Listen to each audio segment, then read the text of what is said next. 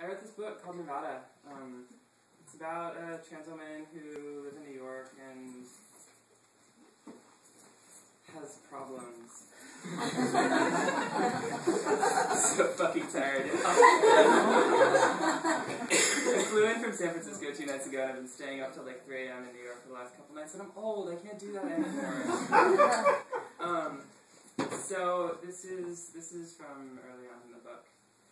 It's titled The Batman Chapter in my reading copy, but it's not actually got a title. Just wrote it. She strolls back into work. Nobody noticed that she was gone, but nobody ever does. She makes a plan. Build a nest by the customer service terminals in the back of the ground floor, eat half of this bagel, help anybody who asks for it, wrap up that bagel, and then go and see if any interesting review books have come in. Cool things have probably come out since the last time she checked, maybe a week ago. She has so goddamn many books. So Maria sets up shop at a computer terminal. It is exactly everything everybody complains about when they work retail for the next half hour. People are rude, people are confused, people want her to figure out what they want for them. Whatever. She munches away. This actually doesn't bother her. Maria's retail persona is impressively unbitter.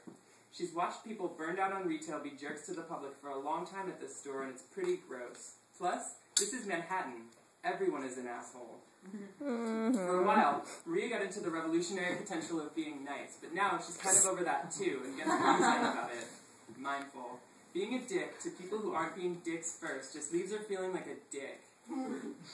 It is a bookstore, though, so she gets like, I'm looking for this book. It has a blue cover. It's supposed to be the worst annoying thing you can ask a bookseller, but she's into it.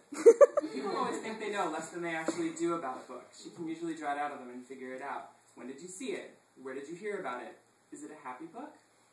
These conversations can almost be like a moment of actual human connection, except it's a one-directional connection. Maybe, in another life, Maria will be a therapist or a social worker or something.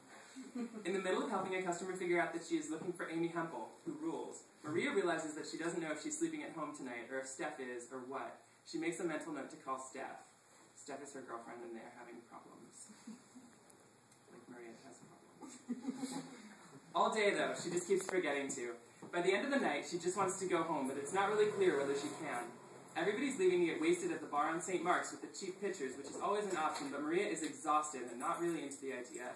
She's on the sidewalk outside the closed bookstore and finally taking her phone from her bag when Kieran bumps into her. My eyes are glaring, cunts, he pretty much yells. My cunt, a furious eye. It's a stupid ongoing joke. Kieran heard that Maria liked Kathy Acker, so he started doing shitty Kathy Acker impressions of her. And normally she responds with shitty impressions of James Joyce. Kieran is really into it. She's supposed to say, yes, I say maybe, whatever, yes, sure, fine, yes, whatever, sure.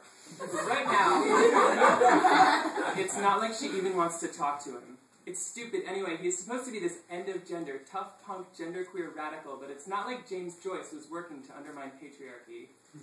Kieran will talk about all the reasons that, yes, Joyce was working to undermine patriarchy, but the actual answer is no. James Joyce was a patriarchal fuck, and dead white man worship is a function of patriarchy. Fuck that conversation right now. Maria ignores it. Maybe she doesn't know that Steph told Maria they're fucking. Part of the reason that Maria and Steph are having problems is that Steph has apparently fucked Kieran. Wah wah.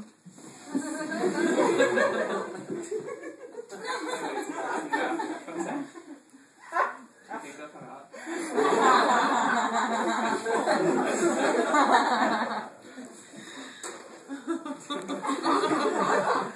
Maybe he doesn't know that Steph told Maria they're fucking. She swings her heavy chain-link bike lock around her waist, locks it, climbs onto her bike, and rides into the street. She heads in the direction opposite her house toward Midtown Manhattan. Obviously, you can't ride all night instead of going home. You'll get tired and bored, and obviously there is work in the morning. But she decides to ride for a while. One nice thing is that her phone's in her bag, which means if Steph calls, she won't hear it. She's kind of aware that she's making herself the bad guy here, that she's kind of acting like an asshole. Whatever, yeah, sure, fine, yes, whatever, who cares? She rides uptown. Riding a bike in most of Manhattan at night totally rules, but riding through Midtown is awful 24 hours a day. It's practically impossible, unless you were trying to get bruised on a bumper, which is a mood she's in sometimes. A mood she might now actually be in. Even on a Sunday night like tonight, it's pretty gnarly. It's all hills and gridlocked 18-wheelers, buses and cabs, so you have to cut between the cars. That's the best, cutting between cars. She pumps her legs up a hill and they start to hurt. She puts a hand out and thumps the taxi's side mirror. This could be the beginning of an all-night odyssey like Eyes Wide Shut or something. And then she's over a hill. Her bike is coasting downhill, and then she's climbing another hill.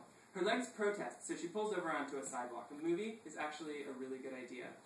It's an exhilarating feeling when you're so used to not being able to sleep, to decide ahead of time not to sleep.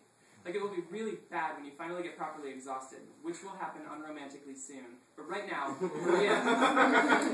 Maria is stoked. She walks her bike 2 blocks just off the sidewalk in the street so she can self-righteously hog half the lane and get in the way of cars, to a theater where there's a movie playing with a monster in it.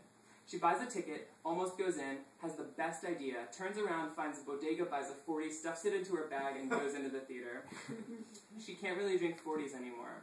Her 29-year-old sad old lady belly can't handle it. But sneaking a beer into the movie is the point, not the actual drinking. Maria sits in the middle, 3 rows from the front. There are like 2 other people in the theater because nobody sees monster movies on Sunday nights. She's been in this theater before. She saw some other stupid movie with some other stupid monster in it, some other time that she was all emotionally distressed and having a time out from her normal life. That time, the movie had been a matinee, and afterwards she decided to sneak into a different theater and see a different movie, but then she completely chickened out when she saw a single Usher. That stereotype about transsexuals being all wild and criminal and bold and outside the norm and like engendering in the townsfolk the courage to break free from the smothering that stereotype is about drag queens.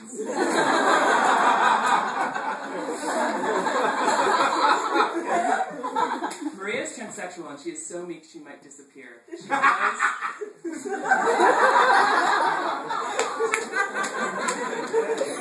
does, however, sneak a 40 into the movies.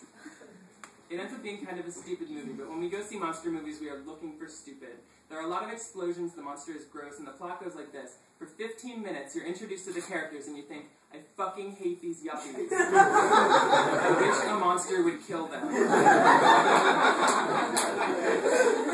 And then for an hour and 15 more minutes, the monster takes its time killing them. It's an annoying and predictable cliche, but Maria always sympathizes with the monster. If you had a conversation with her about it, though, and you implied that there were very obvious reasons, she would flip out on you. This is not the type of insight in which she is interested.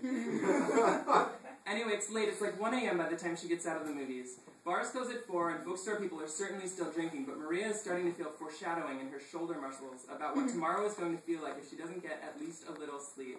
So a compromise. She buys a $5 bottle of poisonous whiskey at a little hole-in-the-wall liquor store. She sips it on her way home, gloves with cut-off fingertips, riding past the cheap bar on St. Mark's, the permanent traffic clusterfuck at Bowery and Delancey, the Williamsburg Bridge, a navy blue sky without stars, and a beer buzz before she even started drinking whiskey. She doesn't call Steph. She doesn't even check her phone. It's like how if you don't open the official-looking envelope, it can't do anything bad to you. Plus, even nodding. Plus, who knows where that phone even is in her bag. Plus, it's cold. Plus, right now, she's way too busy looking picturesque, like Batman, in this little alcove in the middle of the top of the Williamsburg Bridge, drinking her whiskey and looking at the buildings on the Manhattan side, the Brooklyn side, the Manhattan side. Which is worse? She can't decide. She likes the metal the bridge is made of, though. These enormous exposed rivets, this net-looking fence so you can't hurl yourself into the river. It strikes her that she probably kind of hates everything. She picks a fight with herself. Things she does not hate. Trans women who have just figured out that they're going to need to transition but don't know what to do about it, so they're super nervous but also kind of relieved. She doesn't hate trans guys who are working on the fact that they've acquired male privilege outside the queer community, but also, in a weird way, inside the queer community, especially in the way that their presence tends to eclipse or eliminate or invalidate that of trans women, so they're working on it and starting conversations about it and being accountable to trans women. She does not hate puppies. Pretty much everything on cuteoverload.com is okay. A hitch in her throat tells her to stop being all romantic and weird and getting trashed, Batman, so she starts more or less free-falling down the other side of the bridge, thinking about cuteoverload.com. That video where the baby panda sneezes.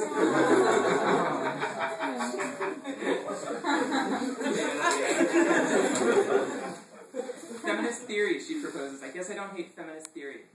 She doesn't hate having a favorite obscure band that she keeps a secret and doesn't tell anybody about because sharing it would ruin it. She definitely doesn't hate Piranha, her one trans friend who doesn't drive her up every fucking wall.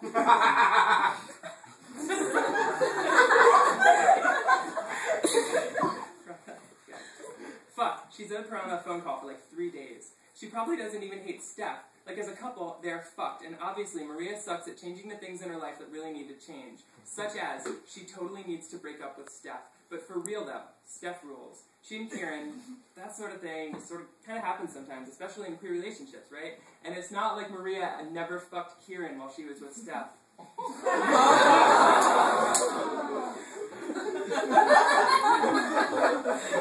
She forgot that she was making a list. She takes the little flask out of the bag and lifts it to the light. There's only about a quarter left. She thinks, wow, I'm pretty lucid for a 40 and 600 milliliters of whiskey. And then she thinks, what was I thinking about? A list? And then she's at the bottom of the bridge, waiting at the weird turny corner light. Oh, Williamsburg. Bless you. Oh, Williamsburg. There was a point when you seemed like a scary, tough neighborhood, but now it's obvious that the graffiti on your walls is put there by art students.